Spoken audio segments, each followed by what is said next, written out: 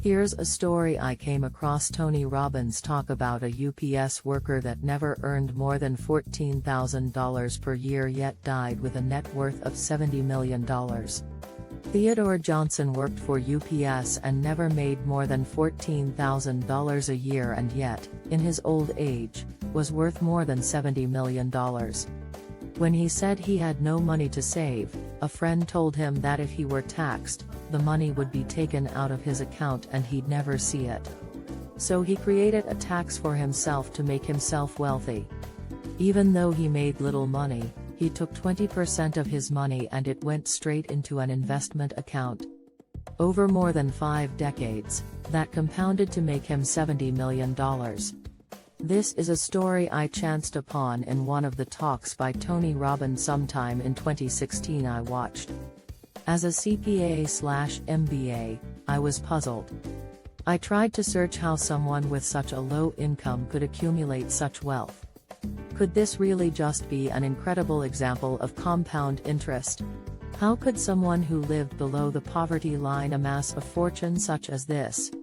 It turns out that the story of Theodore Johnson was published in New York Times in 1991 when he was 90.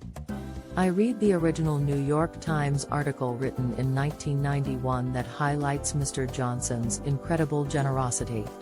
According to the story, Mr. Johnson, who was reared in a middle-class family, worked his way up at UPS to vice president for industrial relations by the time he retired in 1952. His annual salary was $14,000 then, but he had bought as much of the company's stock as he could and had about $700,000 when he retired.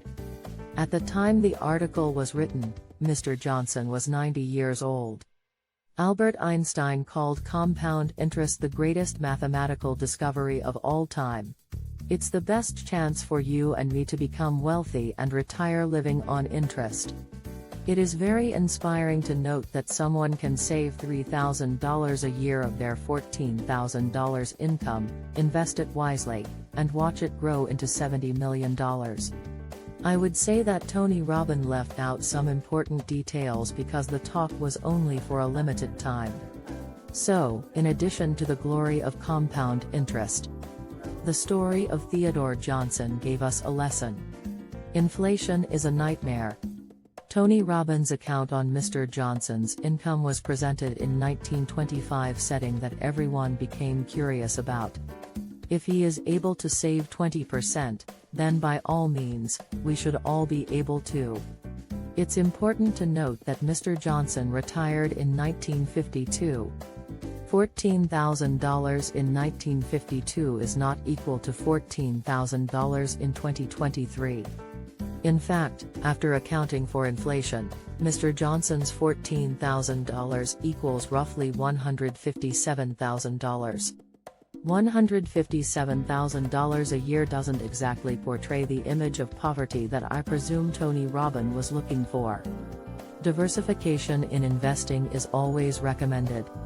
At the time when Mr. Johnson was working, he realized how important it was to invest, being an MBA graduate, and put all of his money in his company's stock whenever it was offered.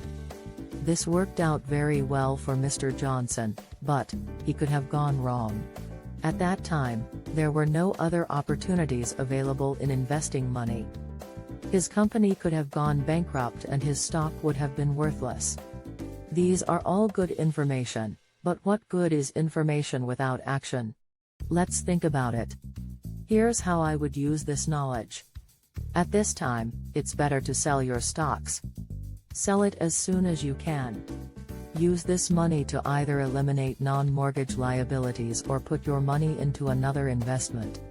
If you don't really know what you're invested in, I would recommend that you get something like a pension plan that I got from a local company in my home country that gave me a 100% return of my investment aside from the 10-year pension I got that I used to send my youngest son to college and helped me with the cost of living. Had I invested more, my life today could have been better. After reading this article, you may assume that I didn't believe Tony Robbins' story. I enjoyed it so much that I came to read a lot of articles about him.